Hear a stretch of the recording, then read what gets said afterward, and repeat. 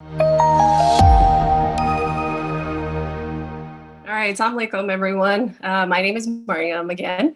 Thank you all so much for attending our next series in the COVID webinar series about updates throughout the year as it relates to the pandemic, and specifically tonight about the COVID vaccines.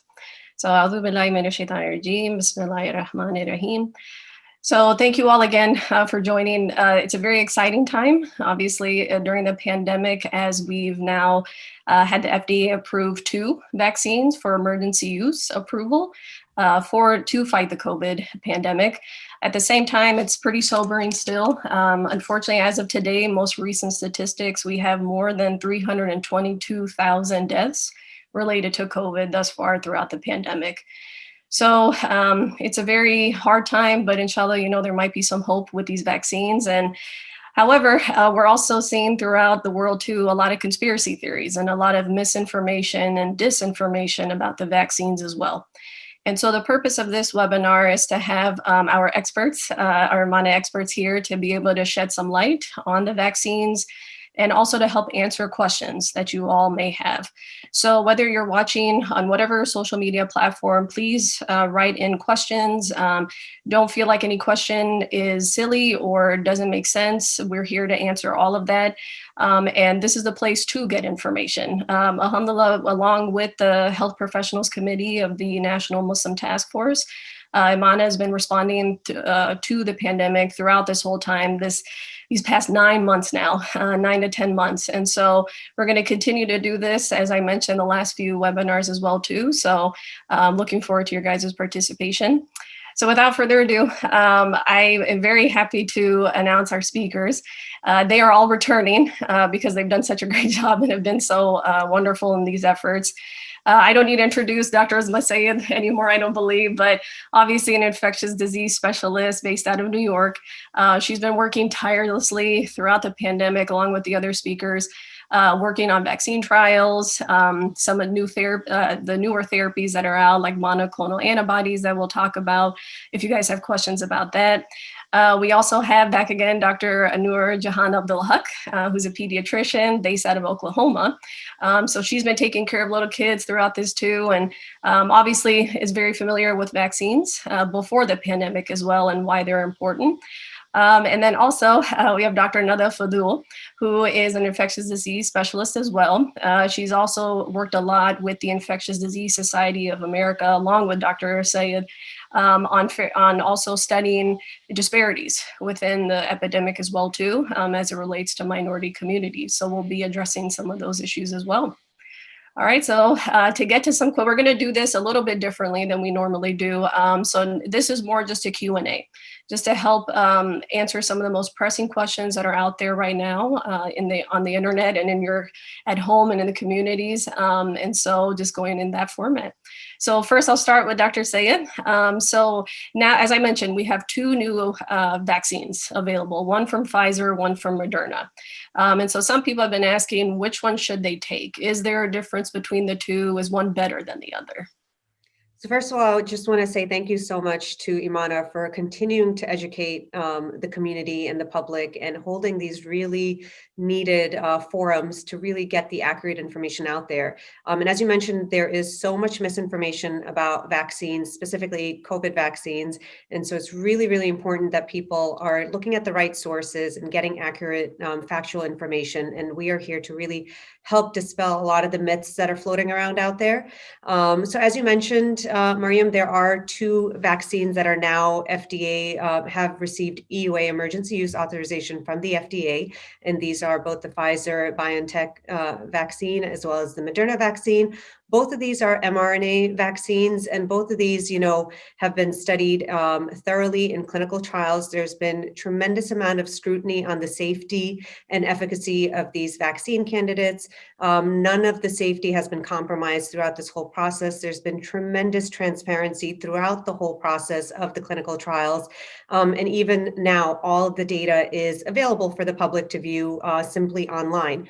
there have been two independent bodies, committees that have looked and reviewed the data. And once it's been submitted to the FDA, they have then looked at it very carefully to make sure that, in fact, the vaccines are safe and have been proven to be effective. And after that, they have granted emergency use authorization. And now we can see many people have already started getting vaccinated.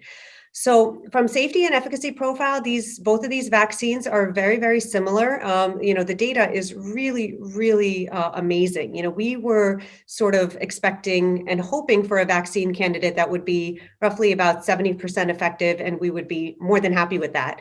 And what we have right now are two vaccine candidates that are roughly around 95% effective and at preventing, COVID-19. And this is, really astronomical. This has been really tremendous effort for science, and we've made remarkable strides with the entire global community coming together on a singular important topic. And with the amount of funding that's been put in from early on with vaccine development and the research and technology and all the advances in science, we are today at the place we're at today, where we have some hope and some glimmer in these really dark and difficult times for our nation and for the world. So my advice would be, if you are offered a vaccine, a COVID-19 vaccine, and there are two currently that are approved right now by FDA, I would advise you to take whichever one is offered to you, because the safety and efficacy profile is very, very similar. All right, perfect. Okay, so either one, whichever one is recommended or given to by the physician or healthcare provider. So somebody in the chat just asked a really good question. So basically, you were talking about the trials and how science was not compromised during this process. So why are there two injections, and why are they spaced weeks apart? That's how these trials were set up, to really look at the endpoint, and the endpoint is to make sure to see that there is in fact disease prevention of disease in the patients. And then one vaccine is, the booster. You have a prime vaccine, and then you have a booster 3 weeks later. That's in the Pfizer BioNTech vaccine. And the Moderna vaccine is the same scenario, where you have the prime and then you have the booster about 4 weeks later. And in the trials, the way that it was established, patients they want to make sure that you have full-fledged immunity and that it is long-lasting. So when the blood work was done with these patients that were enrolled in these trials, they in fact were having higher amount of antibody levels at the conclusion, at the end of the second, after receiving the booster vaccine. And it was really studied at the 7-day mark. They were able to see that people in the placebo arm were in fact getting infected with COVID-19, as opposed to the people that had received the vaccine. And at roughly about 2 weeks afterwards, they were able to measure that there was in fact really good, robust immunity from vaccination. Okay, awesome. Thank you. And then related to about the vaccine as well too, that how it's based or why we take vaccines. So some people have also been asking, if I already have COVID or already have had COVID, should I take the vaccine? Do I need it? Don't I have antibodies? And a little bit related to that too, that patients who received convalescent plasma. So this is a great question, and it comes up so frequently, and I'm so happy that it's come up today, because we really need to get this information out there. So yes, people that have had COVID and have recovered for it do have, some amount of immunity and antibodies. The big question is, how long does that immunity actually last? Well, we know from vaccination that the immunity is going to be more robust and more prolonged. So we are recommending that even if you've had COVID, we want you to, in fact, get vaccinated, because there is very good data showing that the immunity from vaccination will surpass that from natural infection. And we certainly don't want to see reinfections. This is a horrible, horrible disease, and we want to make sure that we do whatever we can to prevent, reinfections in people and prevent the transmission of this virus. The ACIP and CDC is recommending that you can defer vaccination for the 90 days from your COVID-19 diagnosis. But after that, they're not even recommending checking titers on people to see, before vaccinating, to see if they've had COVID or not. They are just recommending that, regardless, even if you've had COVID, as long as you are feeling fine now, symptom-free, and no other active infection going on, that you should in fact get vaccinated. Going back to the vaccine, Dr. Fadul, if you could talk about Operation Warp Speed and what the vaccine process entailed. Well, thank you again for having me. It's such a pleasure to be here. And this is a dear thing to my heart, to help educate our community and give them the right information as we know it, because I think transparency in this process is extremely important. To be honest, I was initially skeptical about the fact that this vaccine was developed in such a record time, because being a researcher myself, knowing how things take very long to process and get going, I just couldn't really understand how this vaccine was made available in 10 months. So I had to educate myself and just find more information about how this was done. And I wanted to share this information with you because I think a picture says 1,000 words, and it's much better than if I could just explain this to you without looking at the picture. So we have here on the top the traditional development of vaccine, and how does that usually happen? Usually identify the target, which you're going to target the vaccine for, whichever protein on the virus that you're going to target the vaccine for. You test it in animal models, and that usually takes about a couple of years before you actually find the right target, you find the right dose to test in animal models, etc. And of course, funding is also a big part of this. You have to find funding to be able to conduct these experiments because they can be very expensive. And then once you prove efficacy in animal models, you take that vaccine and you now test it in humans. And before you do that, you have to get approval from the FDA. You get what they call investigational new product or new drug. And once you get the approval, then you can proceed with the human trials. And the human trials usually happen in sequential manner. You start with phase 1 trials, and then you move to phase 2, and then you move to phase 3 trials. And phase 3 trials is where you prove the efficacy of the vaccine, that it does actually work to prevent disease at massive level within the population. And you need tens of thousands of patients to be enrolled into the phase 3 trials to prove efficacy. So that usually takes a very long time. So the whole process of doing human trials sometimes takes up to 7 years. After you prove efficacy, then you submit a biological agent approval to the FDA. And the FDA sometimes takes up to 2 years to look at this and approve it and go back to the drug company and ask for more information, etc. So there's this back and forth process. It sometimes takes up to 2 years. And after the FDA approves the vaccine, then the manufacturer will actually start manufacturing the vaccine, because they wouldn't want to invest in something that might not be effective and that the FDA might not approve. So that only starts after you get FDA approval. And production of the vaccine to produce massive doses, that can take years as well. So the whole process can actually take up to 15 years, sometimes it takes longer. And generally speaking, there is not a lot of urgency to develop these vaccines because we have other ways to prevent diseases or treat them, and we have time, and we have other vaccines already for these diseases. So there is rarely an urgency to push that process. And obviously with COVID-19, that could have not happened. We couldn't wait 15 years to get a vaccine for this disease. So something had to be done, and something had to be done differently to expedite that process. And this is where Operation Warp Speed comes in.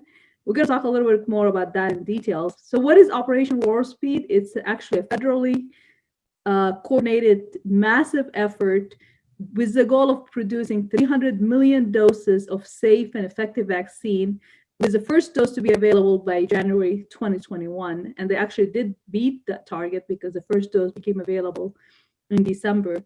And how did they do that? They did that by massive investment into this operation, as well as coordinating all of these efforts and providing the infrastructure for this to happen. So there was $10 billion that were actually put into this Operation Warp Speed to expedite this whole process from vaccine development all the way to distribution. All of this was coordinated day in and day out. And Anthony Fauci called this Operation Warp Speed a talent show. And the reason he said that, because each partner in this operation actually came in with their unique talents to contribute to how this was done.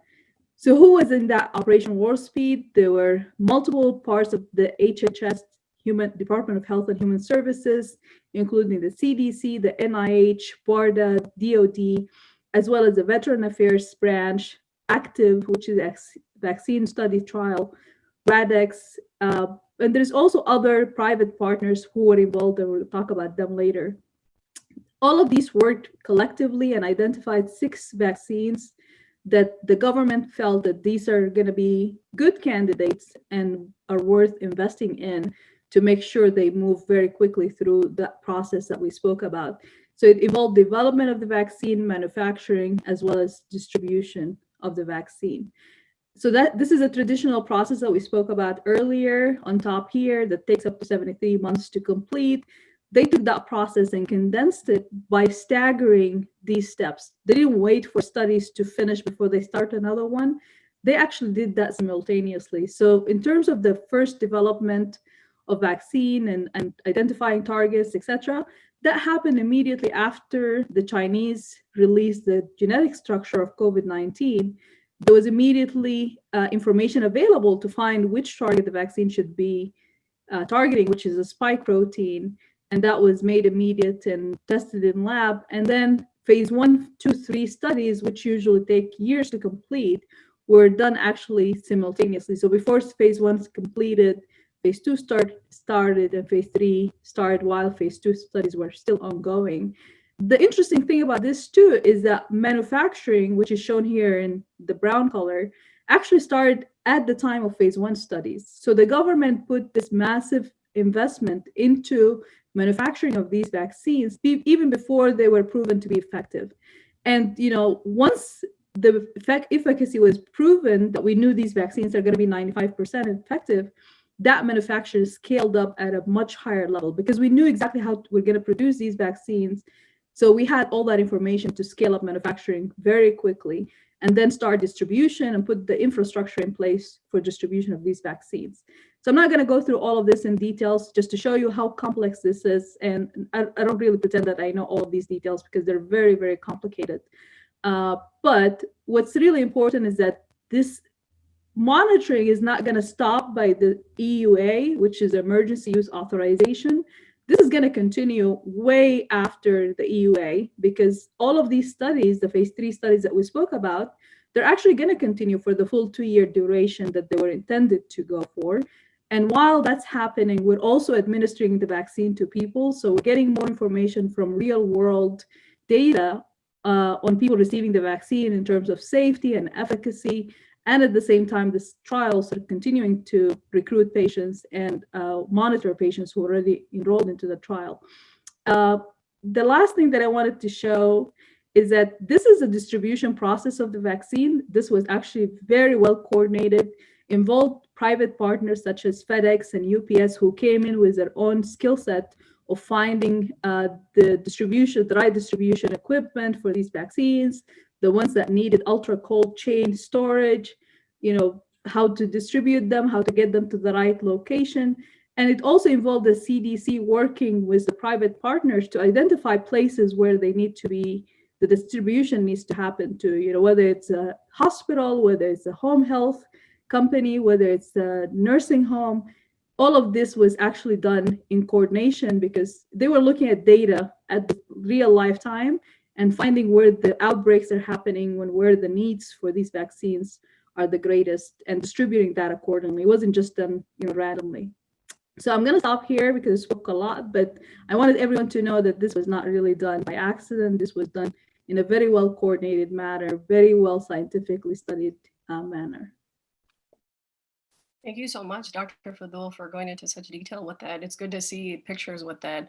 One of the questions that came in, and you talked about this, how this technology is different than the typical vaccines we've seen, but why have we not seen these types of vaccines, these mRNA vaccines before? And and again, you talked about this a bit, but just briefly, what is the difference compared to the prior vaccines that we're familiar with? So that's a very good question. And actually that comes up a lot because once you hear RNA or DNA, you start immediately thinking about genes and whether genes are going to be changed in some way or the other. What we need to know is that mRNA technology is actually not new. It's been there for ages and it's been studied for the past 10 years for different diseases, including cancer and other diseases, and also in producing medications. So this is not a brand new technology that just emerged during this pandemic. And there were actually other mRNA vaccines that are still undergoing studies like Zika and Ebola and other vaccinations, but we just didn't really need to expedite them this quickly. It's a very efficient technology to produce massive doses of vaccine and also to get to the right target and also preserve that target. So if there are some changes that happen to the protein that we're targeting, we're still able to reduce that protein in a way that the changes are not going to make the vaccine ineffective very quickly. So when we hear about all these mutations that are happening, using mRNA technology enables you to make proteins that are going to be preserved for a longer time than the other types of technologies that we generally used. So the way this works is that you have basically a genetic code. You think about it as a recipe. You're basically giving the cell a recipe on how to manufacture the protein that's eventually going to stimulate the immune system to make antibodies so they can fight future virus infections. So instead of giving the cell a virus to fight, to make antibodies against, you're giving it a recipe to make the protein that the antibody is going to be made against. So it's a much easier way to manufacture these antibodies without causing any problems to human cells. It's not a live thing, so there's no damage that's going to happen to the human body from getting an mRNA. The cells are very efficient at digesting and destroying that mRNA once it's done its function. So it doesn't linger around, and there is no way for it to actually go inside the nucleus where your DNA exists. So there is no way for the mRNA to actually integrate itself in the DNA, because this is a backward process that usually doesn't happen. The human body is manufactured in such a way, subhanAllah, that it just doesn't really allow for these random things to happen. So DNA gets translated into messenger RNA, but messenger RNA doesn't go back and become a DNA. I just want to chime in one more thing that Dr. Fadul said so eloquently. I think the big picture that for people to realize that our previous methods that were standard for vaccinations, really entailed using a live virus or part of, a dead virus, attenuated a part of the virus that's not live. But, with this, vaccine approach, it's just, astounding because, you don't have to worry about the risks with being, inoculated with a live virus, and nor do you have to worry about, adjuvants or preservatives or anything like that with, that are very common for vaccine development. So in theory, there's really no way of contracting COVID-19 from this vaccination. So that's one message that, I want people to really get clearly, is that you cannot contract the actual virus from this vaccine. And I just wanted to add, a lot of people have asked, well, if it mutates and things like that. And the really cool part about this mRNA technology is that it's coding for the spike.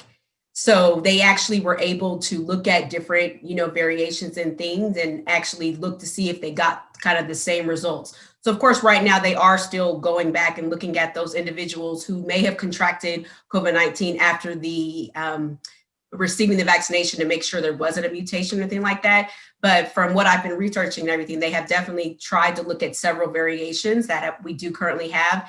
And with each one, it's still producing that spike protein. And so the body is able to combat it, which I think is really, really cool as a pediatrician, because the question is, will this be the new technology of the future? And because as we know, with a lot of our pediatric diseases and things can mutate. And so it'll be very interesting to see if our next year's flu vaccine, or in a few years, will the flu vaccine change or things like that. It'll be very interesting to see. And I'm glad that you brought this up, Dr. Abdul Haqq, about for kids, because one of the big concerns people have is about children's safety, right?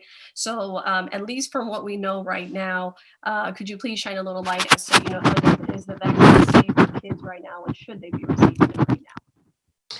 So we do not have the complete studies on children right now. The Pfizer study was approved in ages 16 and 17. And so children those ages are eligible to get the vaccination. They didn't have a ton of numbers, but from what they see in terms of the safety profile, they felt that it was safe. I actually know of a young 16-year-old lady who is a part of the trial, and she's been documenting her process and everything, and she was very excited to participate.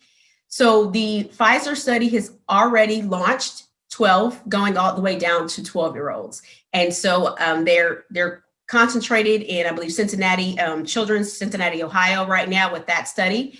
But Moderna is launching theirs as well, all the way down to the age of 12. And I don't believe they've released all of the sites in which people can parents can sign their children up for those studies. So we're still looking at a lot of the data. And the interesting thing about children is that all of our vaccines do not have the same doses as adults. So a lot of people think that they are the same, but they are not. So this may not be something that we see within the next 5 months or something like that. It may take a little bit more time, especially for the children under 12, because our doses are very, very important in terms of what we're giving. So for instance, I give the example of the Tdap vaccine that adults get, but children are getting the DTaP vaccine, those 7 and under, which a lot of people think it's the same, but it actually is different. and also the hepatitis B vaccine, in which children get a different dose than the adult dose. And there are a few others as well. And so we used to, even with the flu vaccine, we used to give half the dose to children. And then as time has gone by and more studies were done, realized that they could receive the same dose as adults and get the same, minimal side effects and the same efficacy. So it's very important that, we continue to research these vaccines over time so that we can see what is the impact. But they may do some dosaging differences with children, which they will need to study. That's a really good point. Related to that too, since one of the questions that recently just came up is that since we don't have enough data, obviously you've been seeing kids that have gone back to school, those haven't gone back to school, hybrid, models that people have. So what, in your opinion, or from what you have seen at least, so this person's question is asking more so about the safety, right, of children going back to school if we don't have enough data and if we can't vaccinate them. What do you respond to parents who may ask you the same question about sending their kid back to school? Well, we do have quite a bit of data in terms of the spread of COVID within school systems. And the reality is that those in elementary school and even some of the middle schools they're just not spreading it in the same manner as those in high school with adult populations. And so I think that even our own school districts, they're finally listening. We've been trying to say from the beginning, the young children should be in school, and then we'll see about the older ones because they are spreading and more likely to spread it. And so I don't necessarily think that the vaccine should be what keeps us from going back to school. I do not think that is the case. And has multifactorial, and that's not necessarily what the talk is about tonight. But if our teachers and our faculty will, get the vaccine, but not only that, practice the safe measures in terms of masking and, not going to lunch together and not going golfing together, et cetera, outside of school, then we also help reduce the spread. And I previously did a talk on my own page about it, which is we didn't do the small cohorts that we said that we needed to track and to figure out things with the schools. We just, in my state, they just were like, okay, everybody go back 5 days a week. Like, that's not the advice that, the American Academy of Pediatrics, CDC, that's not the advice that was given. We were supposed to have small groups so that we could track, so that we could quarantine properly. But I think that it's going to take a lot for us to, come back to school fully. But I think that if they'll actually listen to the advice and the recommendations that have been given, then it'll work. And if the teachers and faculty, especially those who are high risk, get the vaccine, then it'll help. Those teenagers who are at high risk should also hopefully get the vaccine when it's available to them. And I know we've talked a little bit about the MISC, the inflammatory, the multi-system inflammatory disease that you see in children. It's pretty rare, but it does happen. And so I think that is something that important that we, revisit, pay attention. I hope the school systems are listening now, and because we have a lot of good advice. So hopefully they actually start to pay attention to what we're saying. Just want to chime in there. I just want to add one thing, that while we're waiting for the trials to fully, to start and conclude in children, that it's really important and imperative that as the vaccine rollout is happening with the different phases, 1A, 1B, 1C, eventually when it is made available to the general public, for us to really get this under control, we really have to get the community transmission low. And we can see that it really hasn't been working well for many reasons. You can see the amount of disease we have in our nation, over 18 million cases, over 330,000 people have lost their lives. And to really protect the children, I think we have to really, get that transmission level low by vaccinating as many people as we can to in fact reach that herd immunity. And those are really powerful tools that we have right now that we should really focus on educating people on how important vaccinations will be for this moving forward. And I think we have seen, as Dr. Jihan mentioned, that in schools, if we have good, practices in place with mask wearing and social distancing, the cases that do occur in schools, those are usually traced back to households and community. So it's not necessarily that the transmission is happening in the school because, again, all these safety measures and infection prevention measures are taking place just like they are in hospitals. So the key is really getting that community transmission level down low. That's a really great point. Thank you both so much for that. And to your point, Dr. Abdul Haqq, it sounds like the adults need to do their job and then the kids will be fine if we do it that way. So, but related back to little kids and especially fetal issues. So when it comes to pregnant women or infants, women who are breastfeeding, there's a big concern about what happens if I get pregnant within the next year, let's say, or if I start to breastfeed now. One of the concerns was that pregnant women weren't necessarily included in all the trials. And so what do you say about that in terms of, is it safe for pregnant women or breastfeeding women to get the vaccine? So what I'll just present is the American Academy of Obstetrics and Gynecology, ACOG, they gave their recommendations. And their recommendations were that based on the science for what they see from the vaccines, that they feel that it should be safe for pregnant women. One of the things that they're saying is if a woman would like the vaccine, then she should be offered the vaccination. The very important thing that we have to pay attention to in pregnancy is that many women, I believe it's like, I think it was 1 in 5, I'd have to give the exact statistics, I apologize, but they actually have had complications in pregnancy when they had COVID disease. And so, it's about risk and benefits. And so because ACOG has given that statement, that's something you'll talk, the women would need to talk to their providers about, but they do feel that it is safe within pregnancy. And there are women who received the Pfizer and Moderna vaccines who became pregnant, who they will be, monitoring following. And so by the time the data comes out for general public, those children, I'm sure, will probably be born. And so we will have a lot more data. In terms of breastfeeding, we don't see any reason why there be any issues with safety in terms of breastfeeding. So it's not a live virus, as we've already mentioned. So the only thing that should be passing to the baby is the antibodies that the mom produces, which is great. So because now the baby will actually be getting, hopefully a little bit of protection from mom. The question of how long, we're not necessarily sure yet. We'd have to, of course, test, study breast milk, for a period of time to kind of see. But we, through the American Academy of Pediatrics and also ACOG, feels that should be safe. I just want to add something here too, that there's rarely any medication or vaccine that's systematically studied in pregnant women. We don't really see that very often in medicine, that you study this vaccine or this drug only in pregnant women and you conduct a study just for that reason. A lot of the stuff that we use, a lot of the drugs and the vaccines that we use have not really been studied in pregnant women. We just know they're safe because we've used them for years and we've collected data on people who became pregnant while getting them.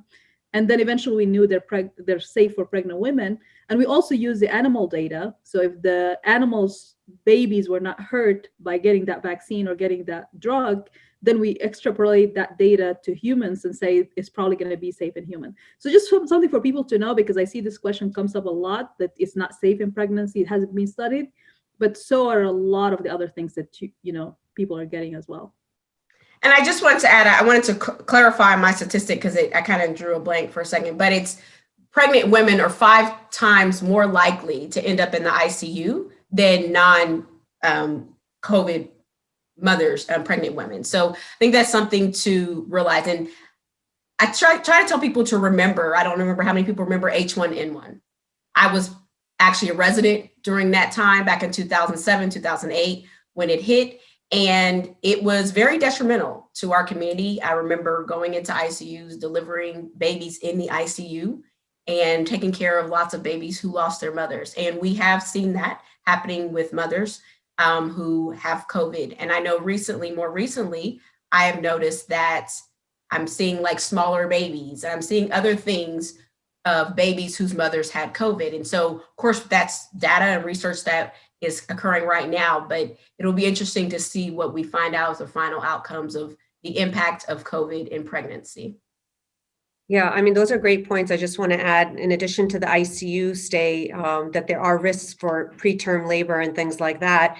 And as somebody who's personally treated, pregnant women with COVID, it's really something that you don't want to end up in that scenario because, the risk, again, it's all risk benefit. And it's a discussion that you need to have, with your provider. But we have all the societies, maternal fetal medicine, ACOG, American Academy of Pediatrics, everyone's really recommending for vaccination. So again, it's an individual decision and the discussion that needs to be had with the provider. But at this point, everybody's really supporting for vaccination because the risk of COVID-19 for a pregnant woman is so high.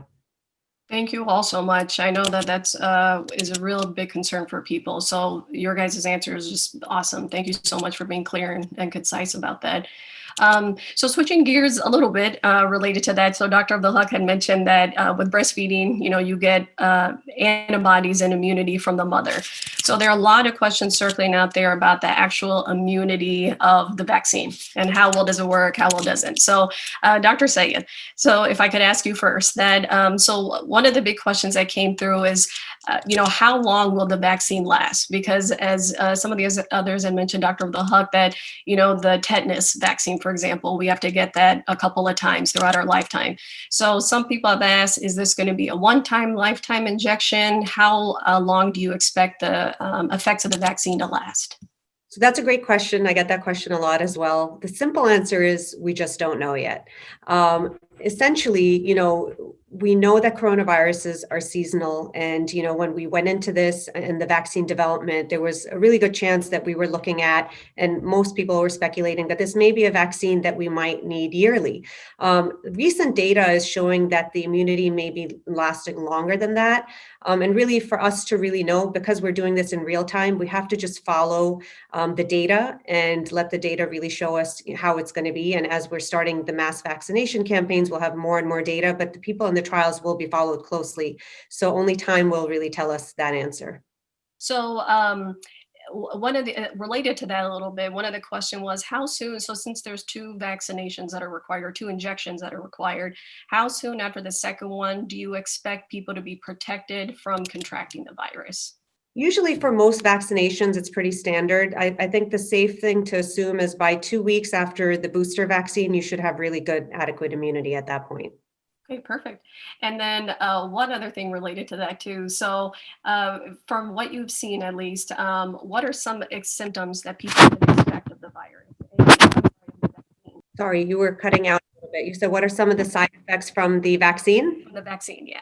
Okay, so the vaccine has been tolerated really well in the trials, and even as people are getting vaccinated now, most people are doing just fine. Some of the common things from any vaccination that happen, we expect some soreness at the injection site. People traditionally with other vaccinations, people usually can mount low-grade temperatures. With this vaccine, the mRNA vaccine specifically, there is a little bit more reactogenicity. So we are anticipating, and we do tell our patients that it's not unusual if you have higher fevers and chills, and that's to be expected for up to 48 hours, but it will self-resolve. And we do advise our patients that if you need to take, Tylenol, acetaminophen, anything to help yourself. And especially for pregnant females, I want to really emphasize that fever in pregnancy is dangerous to the child. So we want to make sure that if a pregnant woman is in fact getting vaccinated, that they do keep that in mind and do use Tylenol and agents like that to really bring that fever down. But besides that, headaches, muscle aches, just, fatigue, all of these things have been reported, and all of these things are self-limited. So within 48 hours, most people have had complete resolution of symptoms. Perfect. And then if I could keep you one more question longer too with that. So one of the things we got is, so there's one of the participants, they have family in Turkey, and they're actually going to be taking the vaccine that was produced in China. And so is there any information that you guys are familiar with about the efficacy of that particular vaccine, or if there's a certain resource that people could find information about? I can chime in and others can add to that as well. So what we know about the Chinese vaccine is that the phase 3 studies are still ongoing and they haven't been fully released yet. But a lot of the information has already been shared with the UAE Department of Health, and therefore the UAE Department of Health approved the vaccine and they've already started using it in the population. The efficacy information that's being shared is about 85%, which is pretty good. Again, for most vaccines, like Dr. Syed said, we expect around 60%, 70% protection. And with this Chinese vaccine, it was about 85% protection. It's not an messenger RNA vaccine. It's a different technology, which again is very safe. It's not it's not a live virus, so it could be given to all kinds of people. And we do feel that it's probably going to be okay, and it's probably going to be effective. It doesn't need the temperature regulations like the Pfizer vaccine, which will make it very attractive for developing countries. So places in Africa and so forth will hopefully have access to that vaccine pretty soon. I just wanted to add that a lot of this information should be readily available on the World Health Organization's website as well for people to search. And another important point that I want to bring up, just because these different vaccines came up, is that it's really important that people stick with the same vaccine for their booster vaccine. We really don't recommend mixing and matching vaccine series. So that's something to keep in mind, especially if people are planning on traveling and getting vaccine in one place and then needing the second one. You have to keep that in mind, that it really should not be combining different vaccines. Perfect. Thank you both so much. I'm just looking through some of the other questions as they're coming through. So related to that as well, too, that patients who are already immunocompromised. So the way, that vaccines seem to work really well is that your body can develop an immunity. But some patients who are immunocompromised, meaning they either take medications that don't make their immune system work well, or they're already immunocompromised from a chronic medical condition. What would you say for those patients if they should get the vaccine or not? So I can start with this. So these are the patients that we're actually really worried about. These are the patients that are at highest risk for disease progression and for the worst outcomes with COVID-19. So in general, the recommendation is that, these people do get vaccinated. And as the, phases are rolling out, we will be seeing more of these, this bracket of people being included. The issue is that we don't know how good the immunity will be, because if people aren't on certain medications that do suppress their immune system, how long lasting it will be. So again, the primary process in all of this is that if we get enough of the population vaccinated and get that herd immunity, then we can further protect these people who may not mount that great immune response for long lasting immunity, that we get the transmission of the virus so low and hopefully, stop it altogether at some point, that we can protect these people even better. Dr. Fadul, so one question that came up too is that if you are vaccinated, can you still pass on the virus without being sick or showing any symptoms? So that's really a great question. And the answer is we don't know. And the reason we don't know is that in these studies, the reason that they found that 95% efficacy is because they were looking for disease. They were not looking for infection with COVID-19. So they were not going around swabbing patients every day to see if they got COVID-19 or not. And we know a good percentage of patients with COVID-19 can be asymptomatic. So they could actually have the virus but not have any symptoms. So unless somebody actually developed symptoms and they were swabbed and they found to be positive, we didn't really know. But we know it prevents disease by 95% efficacy, so which is really great. So meaning if somebody's asymptomatic and we didn't catch them, they could potentially go around and spread the virus to other people, even though they were vaccinated. And we don't really have that information yet. It's something that's going to be checked and monitored, and we'll hopefully find that in the future. But don't assume just because you got the vaccine that you wouldn't get COVID and become asymptomatic and give it to other people. So you still should be careful. I just remind people that it's similar to, if you get a flu shot, right? When you get a flu shot, you can still get the flu and you can still pass it on. So there's a possibility that this vaccine will be similar in that instance. And so we're usually trying to be diligent, washing our hands if we start to feel sick, staying away from others, et cetera. So we should take those same precautions and see it as a similar, category of how we would respond to certain vaccinations in the future. So, because a lot of people were like, well, then why get it if I can still spread it and et cetera. And I'm like, well, the goal is not people not dying. The goal is for our hospitals not to be filled. The goal is for us to lessen the morbidity or, the things that come after. We have all these people on dialysis now, people with heart disease now, and other things. So yes, it is still a good reason to get it, because that is the biggest goal. So, obviously we will see as she just eloquently mentioned, that we will see it as time progresses, but we just have to keep it in mind that, that it's very important for us to still do this. And I'll just chime in, tag along on that by saying that, the thing that's really important about this is we are hopeful that this will, in fact, that these vaccinations, in fact, will, decrease the amount of asymptomatic carriage, and we'll know with data, we'll have that information. But important for people to remember, because I get this question very frequently, that the masks are unfortunately here to stay for a little while until we reach that herd immunity. So once people start getting vaccinated, we don't want them to have this false sense of security and stop wearing their masks and just say that, okay, everything is fine now, there's no reason to, because, and I'm talking about several months now, at least through the fall, through next fall, masks will be here for some time until we can really get majority of the population vaccinated and achieve that herd immunity and prove with data that we in fact are not having asymptomatic transmission. So just an important thing to keep in the back of our minds. Sense. You all have been doing such a great job answering these questions and helping to, shine light on a lot of these, again, just misinformation about the vaccine. But one of the very real things that people are still worried about is just the safety of it, right? We don't, as much as we know about the science, some people are still worried that we don't know about the long-term health impacts of the vaccine, let's say. Or just the fact that even though Dr. Fadul had mentioned very well about how the science wasn't compromised, some people are still worried.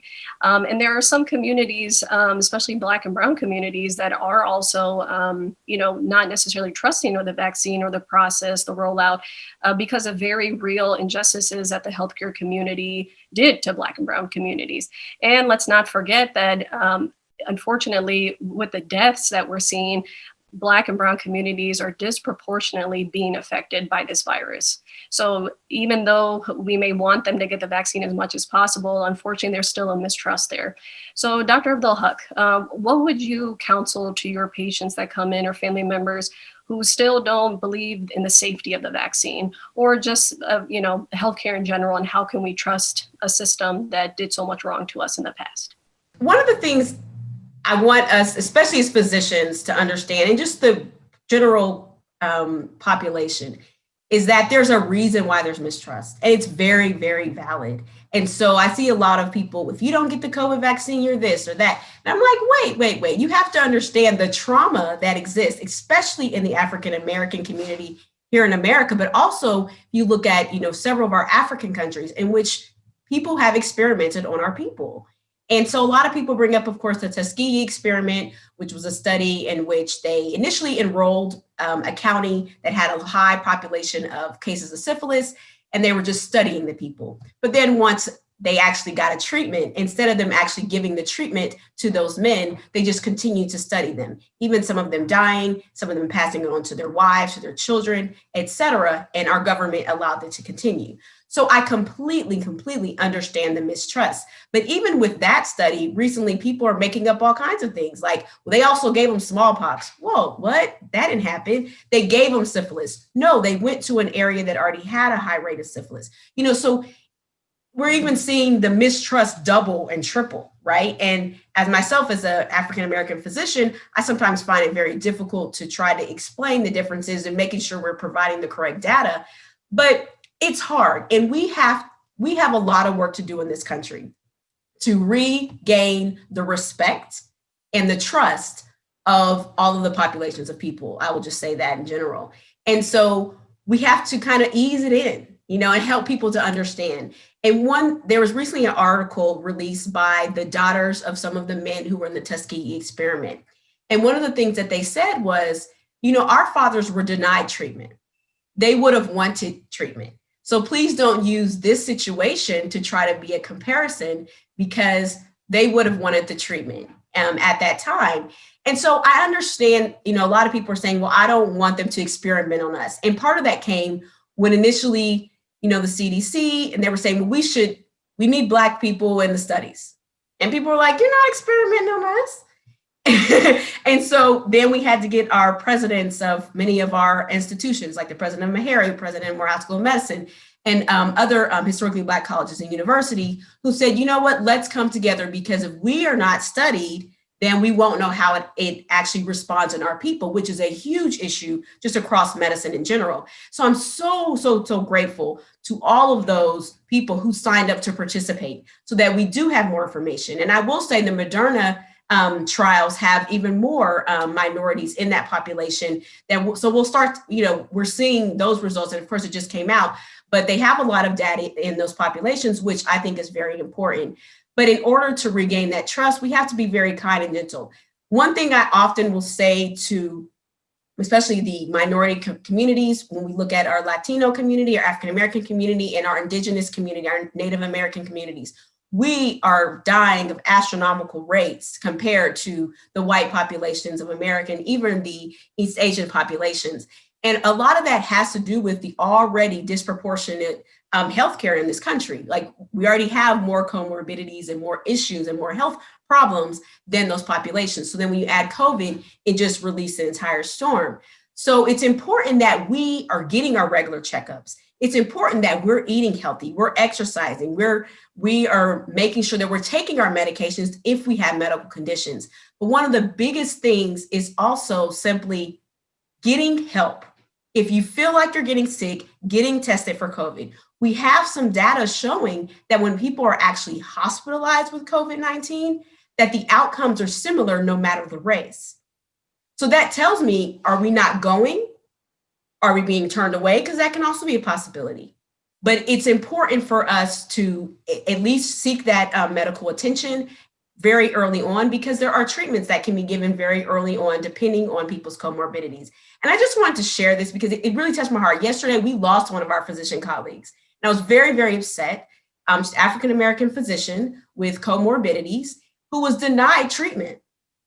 She was denied some of the treatment. So I tell people, are you going to wait for someone to decide whether you get treatment, or choose a vaccine, which right now we're seeing a lot of safety, of this vaccine. So you can take the medications that we don't have a ton of, data on. Dr. Syed's doing research and studying, but just like we're doing research and studying the vaccine. So you kind of pick and choose. What is the harm of a ventilator on your future life? You might end up on dialysis in the future versus the vaccine, where right now we're not seeing any of that. And so I personally tell people, I think that it's important that you weigh those options. And yes, many of us will do fine, but the reality is, how do you know? So many of us don't even seek any medical care at this point to even know if we have diabetes, to even know if we have high blood pressure. So you may think that you are healthy, but you may not actually be that. And of course, we know that this disease also doesn't discriminate.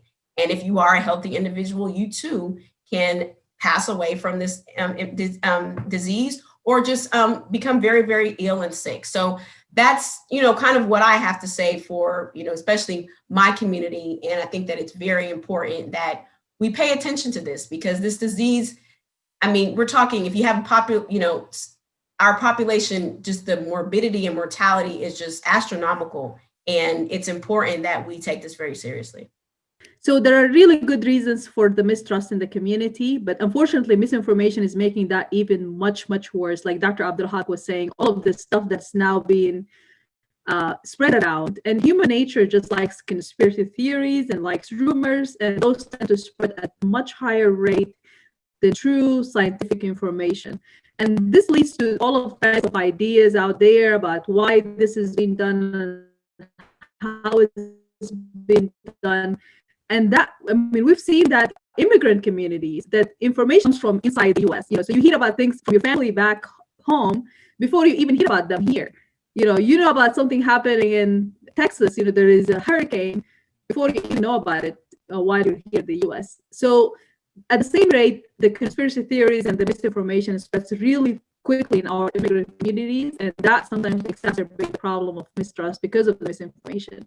But it's really also important to know that we can actually prevent this from happening, because if we access the right information and we give it that right information by the right people, And that's why I insist that representation matters. We need people like Dr. Abdul Haqq, like Dr. Syed, like myself, like you, Mariam, like we need people who are at the table, so we're not on the menu, advocating for these communities and giving them the right information from the right sources so that misinformation is not taking over them making wrong decisions based on wrong information. So we really need to make sure we're actually going out there and advocating and spreading this information. And at the end of the day, you have to make sure that all of this hesitancy and misinformation is not putting you at a disadvantage. Because like Dr. Abdul Haqq said, if you're not participating in these clinical trials, then we wouldn't have information whether these vaccines and treatments actually do work in our communities or not. And if we don't have that information, then we're not going to be able to access these vaccines and treatment because we were not studied.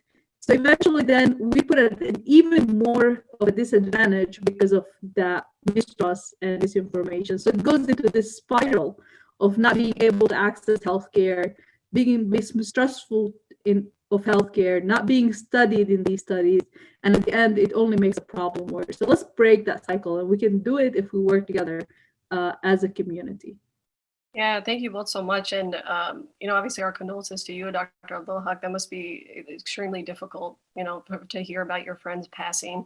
Inna lillahi wa inna ilaihi raji'un. I mean, that's just, this pandemic becomes very real once it hits close to home. And I don't know if there's anybody now who hasn't been hit so close to this vaccine here.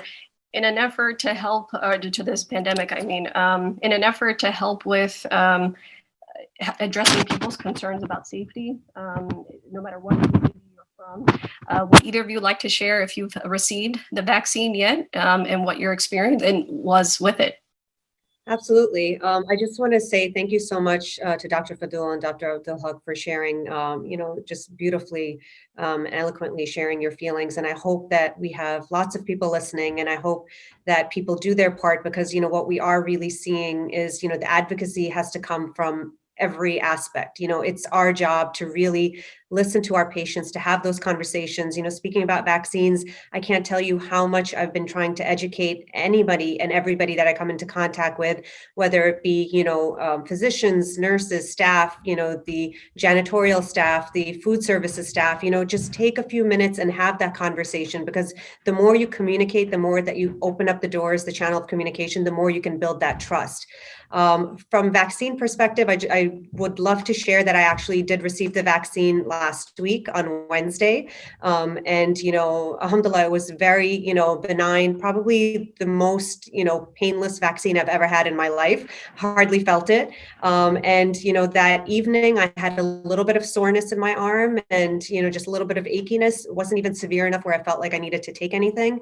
The next day I felt a little bit run down later in the day. And then after that, I felt nothing. So alhamdulillah, so far so good. So I think most people that I've spoken to have felt pretty similarly, but I'll let my colleagues share. Okay, I can go next. So I received mine yesterday, and I think I look fine right now, right? So I had a little bit of soreness, and I slept on my arm last night, which was a big mistake because, I flipped and just ended up sleeping on the arm that I got the vaccine in. So I woke up today with more soreness and I had to take some ibuprofen. But other than that, I haven't really felt anything. I've been working all day from one Zoom meeting to another and haven't had any fever, no body aches, no nothing. So alhamdulillah, it went really well. It was a wonderful experience. But like Dr. Syed said, it was actually less painless than the flu shot when I got it at the time that I got it, which I was pretty surprised because the lady said, okay, we're done. I'm like, oh, really? But, sleeping on the arm did not help last night. So I'm actually a phase 2 physician. So I do mostly outpatient work. And so we're just waiting for our email, which is interesting because I've seen a lot of my colleagues get it. And so they said, you could probably just get on in there. So inshallah, I emailed them to see. So we'll see what the response is, but I have not received mine as of yet. But inshallah, I tell people this all the time. I actually respond to the flu vaccine, how all these other people are talking about, they respond. Like that's my normal response. And so I personally, before I take vaccines, I always take like, it's homeopathy, so I don't know how people feel about that, but it's like arnica. which helps with soreness and things like that. So I always have to take that every year before I take a flu vaccine, because I typically will get fever, chills, body aches for 24 hours afterwards. And so, I think that most of the people I've seen who have been getting it have had very minimal responses, but I do know that they say that after the second dose, when you have more of that immune response, the reaction may be a little bit more, but it's very important that we, explain to people that that's very small, considering 10 days of illness and or, hospitalization or even death. Absolutely. Yeah, it's a very good point to drive home. Just for me as well, too, to be transparent, since I'm in training right now and do a mix of outpatient and inpatient work, we got the email, and so I just have to schedule mine. So inshallah, I'll be getting mine soon too. So one question related to the vaccine too, which I think it's appropriate time to ask. This is not meant to make fun of people who think this, but this is one of the conspiracy theories going around, is that when you get the vaccine, either that there is a chip inside of the vaccine that gets injected into the person, and you are able to be tracked. Would anyone like to address that conspiracy theory? Does that happen? Is there a chip in the vaccine?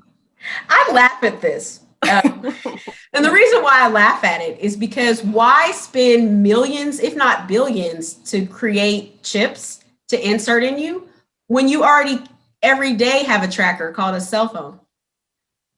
I mean, that's very true. Like, if they want to, we're probably already tracked because the same thing to people on a cell phone. So why would they need to spend all this money for something to inject inside of you when we already are doing it? That's exactly what my daughter said. She said, we're already being tracked. So, why would we do that? So unfortunately, this is happening whether we like it or not. But I don't really think that's even possible, even if we think about it. It's just not really possible we haven't got there. Maybe, decades from now, the technology will get to that point, but we're not there yet. Yeah, I pretty much echo the same thing. I mean, I've been telling people just leave your phone at home if you're worried. But this is part of what I call the WhatsApp wave, because so much misinformation spreads via WhatsApp that it's unbelievable. And this is one of the theories I've been hearing for quite some time now. So doing a lot of damage control and teaching people that please, look at the source, even on WhatsApp and these other social medias, a lot of times people can cut and paste anybody's name at the bottom of a message and try to make it credible. So you really have to do your part and really look at the source of where the information is coming from. On that same token, I've actually had several parents come in who didn't want to continue their children's other vaccinations because they thought that we were putting the COVID vaccine in other vaccinations. So I want to let you know that no one's going to spend millions. I always tell people it's a business. I mean, it's science, but it's also a business, right? So if I spent millions and billions of dollars on a vaccine, I'm not going to alter it when it's been working for several years to add COVID vaccine to it. Like, I'm not, as a business person, I'm just not going to mess up my product, right? If you want to just go on that type of superficial level, but on a scientific level, the goal is for transparency. The outcomes from the things like the Tuskegee experiment, et cetera, is that we now have the institutional review boards. We actually have systems in place to ensure the safety and efficacy of our vaccinations. And so I completely understand where some of these things are coming from, but understand that we're blessed to be in a country where bad things happen to people and then new things were put into place to try to guarantee safety. And I myself as a pediatrician, if I felt that something was harmful, I wouldn't give it to my own children and I wouldn't give it to myself. And so I tell people that, obviously we'll know on the day of judgment, right? But I think that, that we are being allowed these jobs, we're being allowed this knowledge because this is coming from a higher power. This is coming from a lot, like we are just able to manifest these things on earth. But I don't think that if there was true harm, that we would all be in these positions, that we would go to school for all of these years and these scientists as well to cause harm. Yes, I do know that it has happened in the past, but I truly believe that we wouldn't be allowed to see so much good if there was truly a lot of harm behind it. That's a really beautiful way to say that. Thank you, Dr. Haqq. I know it's past the hour mark, but this, this information is just so important. So I'm just going to try to finish through some of the other questions that have been coming in, and then inshallah we'll end there as well, because your guys' time is so precious and we so appreciate it. And so I know you're helping a lot of people with answering these questions. So this will be a grab bag, just based on the questions that have come through. And this will be, I'll leave it open to anybody. But if someone has a blood clotting disorder, since we know that COVID has been associated with an increase in blood clots, can you take the vaccine? Is there any reason not to take it? There is no reason not to take it. Okay, I like it. Thank you. And then along that same line, if you have a penicillin allergy, a seasonal allergy, or diabetes, can you take the vaccine? I know those are kind of separate entities, but That's a really important question. I'll just answer that right now. The only people that are really being deferred from vaccination are people who have a history of having severe allergy as an anaphylaxis to an injectable before. So that's really important to differentiate. If you have seasonal allergies, food allergies, medication allergies, none of those are going to contraindicate you from getting vaccinated. It's only if you've had severe anaphylaxis to an injectable before, should you defer vaccination.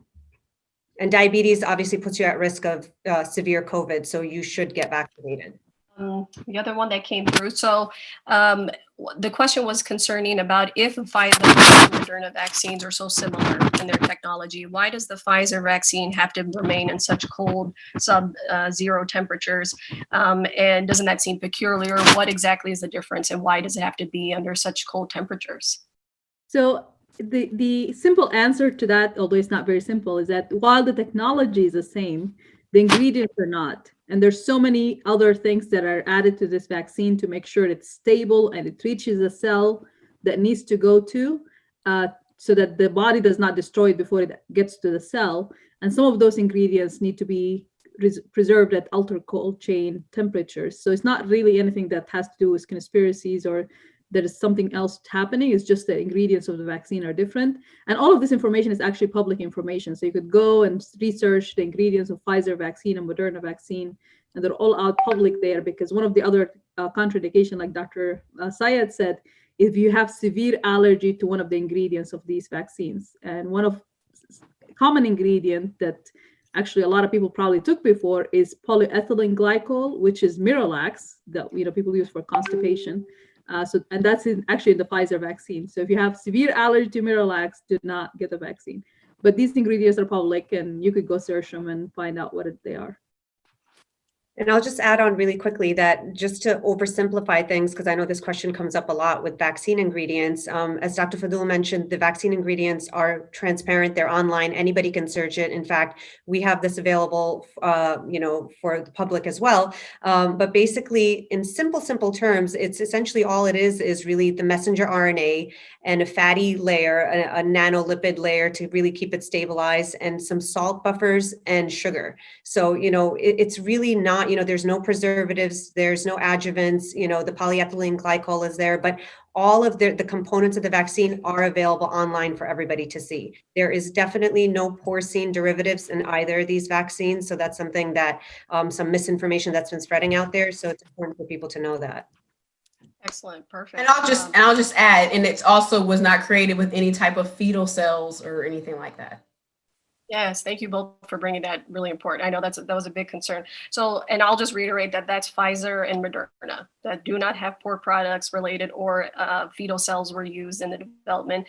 As the others come through, we will definitely look to make sure and not just assume that they're all the same, especially for those who are definitely concerned about that. Just a couple more things. We had actually talked about this earlier in the day. So we're now hearing, unfortunately, about a new strain of coronavirus that they're seeing in Europe now that potentially has the risk to be more, or not potentially, is much more significantly contagious than the current one we've been dealing with. So what does that mean for the vaccine so far? Will they still be effective, do you think? So the answer is yes. We think the vaccine is still going to be effective because the messenger RNA encodes for the whole spike protein and not just the pieces of the spike protein or pieces of the any other protein, just like many other vaccines do. So in this case, because this whole spike protein is going to be probably preserved for a long time, in these viruses, we think that the vaccine is probably going to continue to work for this new strain.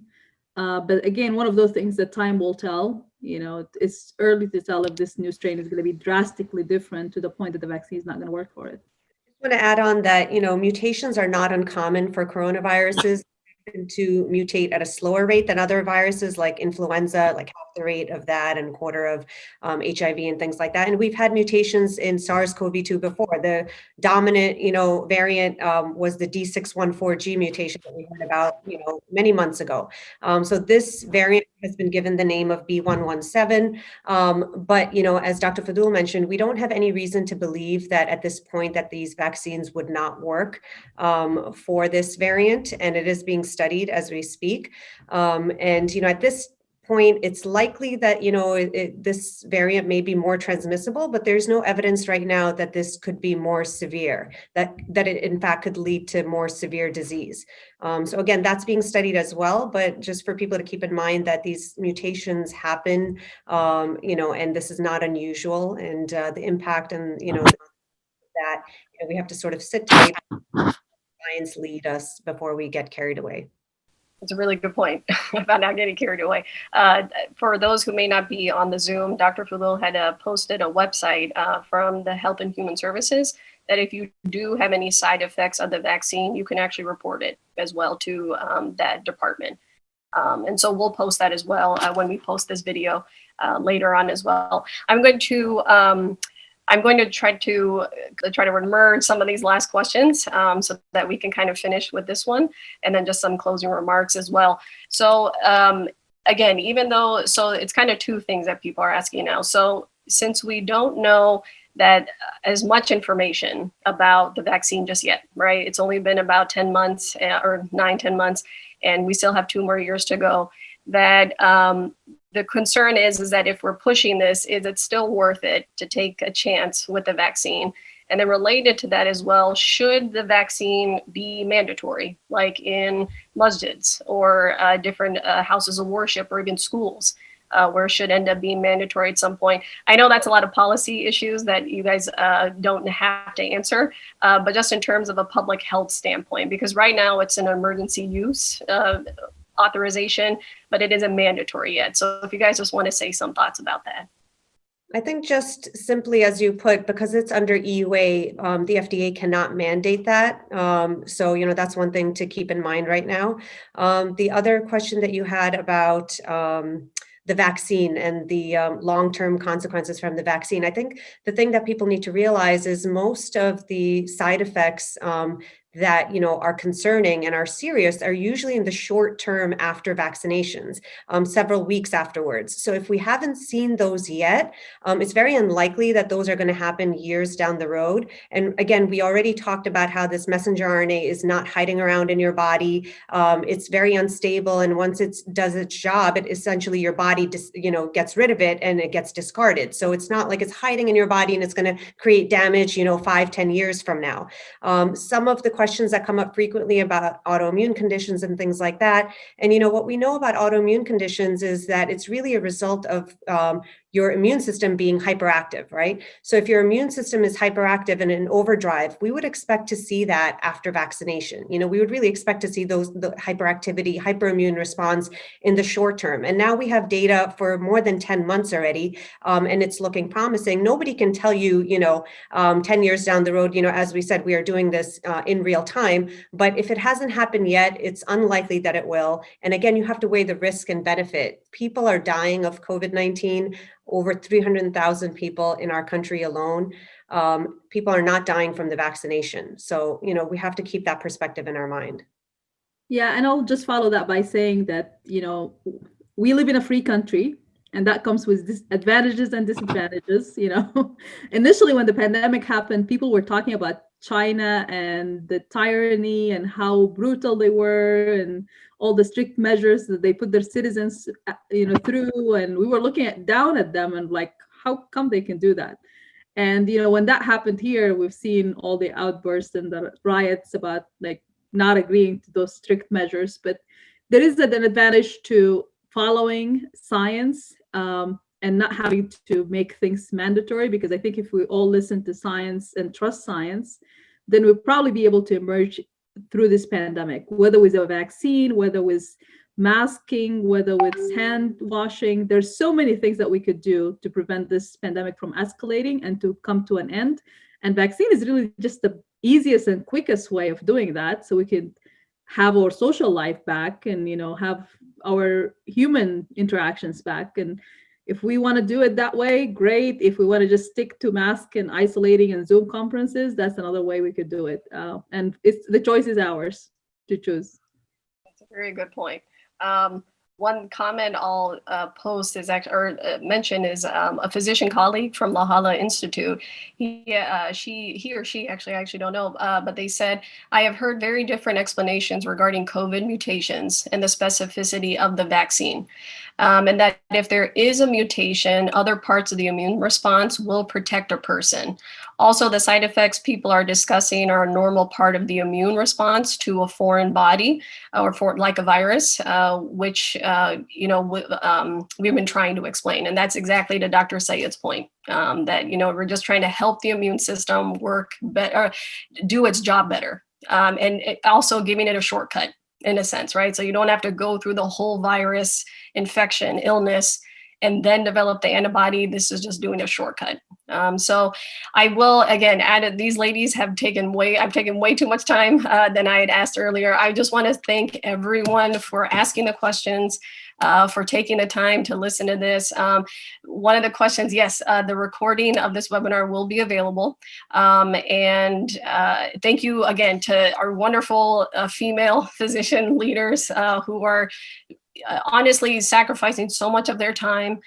These are actual real people. For anybody who doesn't think that the vaccine is real, that the virus is real, or that you may not need the vaccine, these people are real. And they are really sacrificing their lives, their time, time with their families to help all of us, right? To learn about this pandemic and to learn more about this vaccine so that we do feel more comfortable taking it, right? And helping to address very real concerns that communities have. So I just want to thank them so very much for the time and for everything that they're doing.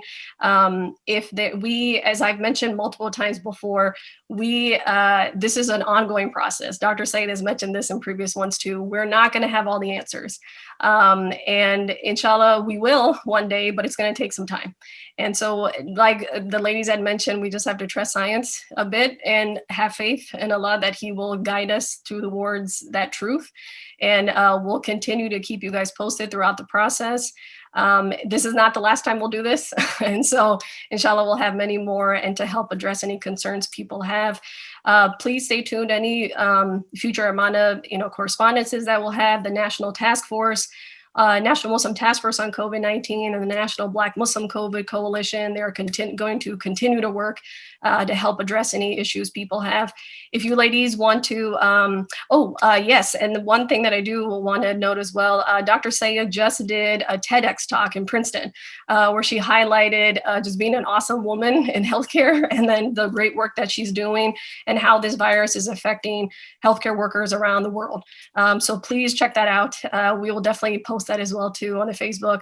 I'll give you ladies a quick thing if anybody wants to say some parting words of wisdom for people. Just want to thank IMANA again for continuing to keep people in the loop throughout these difficult times. And I just want to remind everybody that, keep that hope going. We have our imams, Allah subhanahu wa ta'ala is, protecting us and it's guiding us, but we have to also do our part. So this is probably the most challenging time for all of us in our nation with, the winter upon us. So this is not the time to let your guard down. This is the time to just, hang in there a little bit longer, wear your masks, make sure you're not gathering indoors with people that are outside of your household. There is so much virus that's rampant throughout the nation. And we really, truly care about the health and well-being of all of you and all of your family members. And there's so many people that are unfortunately succumbing to this virus. So if you have the opportunity to get vaccinated, hang in there a little bit longer. Hope is on the horizon and we will beat this, inshallah. Inshallah. And I just wanted to echo that by saying that humanity has been through much, much worse. And we made it through that. And if we hold on to our Iman and the tools and the resources that we have available to us, including the advancement that were made in science, the incredible advancement that were made through this pandemic, we'll get through this, and we'll get through it together if we hold each other's hand and support each other through it, like we're supposed to do as Muslims. And the important piece that Dr. Syed said is that we have to do our part. So in Islam, we say "Aqilha wa tawakkal." So we have to do your part, and then you depend on Allah. But you can't just say, "I'm depending on Allah, and I'm going to go out there without a mask and go to a party." That's not how it works. Yeah, I was just going to say thank you all so much for having me again. Definitely appreciate the work that you are doing. Very eloquent words spoken by my colleagues.